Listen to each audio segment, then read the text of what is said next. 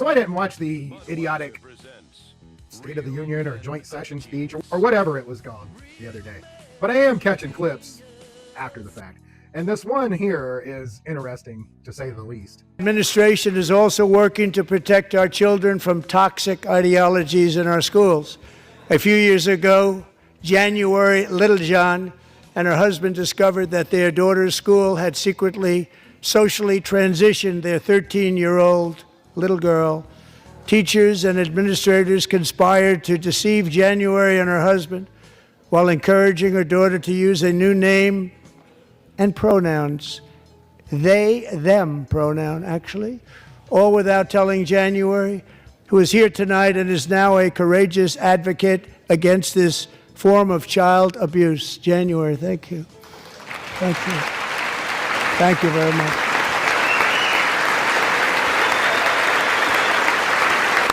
He goes on to talk about the executive order he signed and how they're going to try to pass laws about this. And this stupid fucking thing here is also the basis of the law that was passed in Florida a few years ago. Yeah, it seems to me that if a teacher is being inappropriate around students, we should just fire their ass and that would just take care of it, right? I don't think you need to pass a law or sign executive orders or any of that. So let's see what actually happened in this case, shall we? Okay, so it says here, President Trump's January Littlejohn story about secret gender transition needs context. Needs context.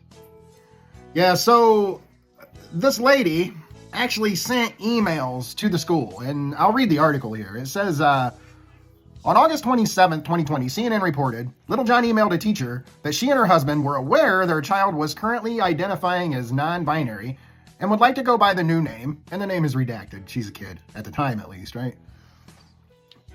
And prefers the pronouns they/them. This doesn't sound like a secret, really. I mean, it's kind of a weird secret they kept from the person who sent them an email about, the secret. But it goes on. According to CNN, Littlejohn told the teacher that although they had not changed what they call the child at home, quote, if she wants to go by the name, and it's redacted again, with her teachers, I won't stop her.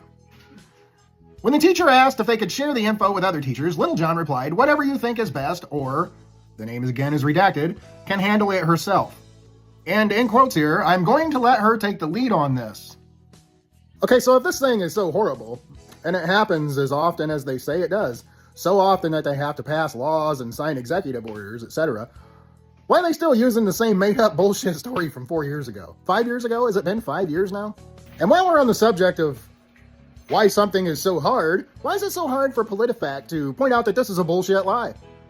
Their headline says it needs context. It doesn't need context. They lied. They all lied. The case got thrown out of court because they're full of shit. This woman isn't a courageous advocate, as he calls her. She's a shameless grifter, and she's using her child to profit. There's your context. But it's not the context that the article that PolitiFact wrote gave it.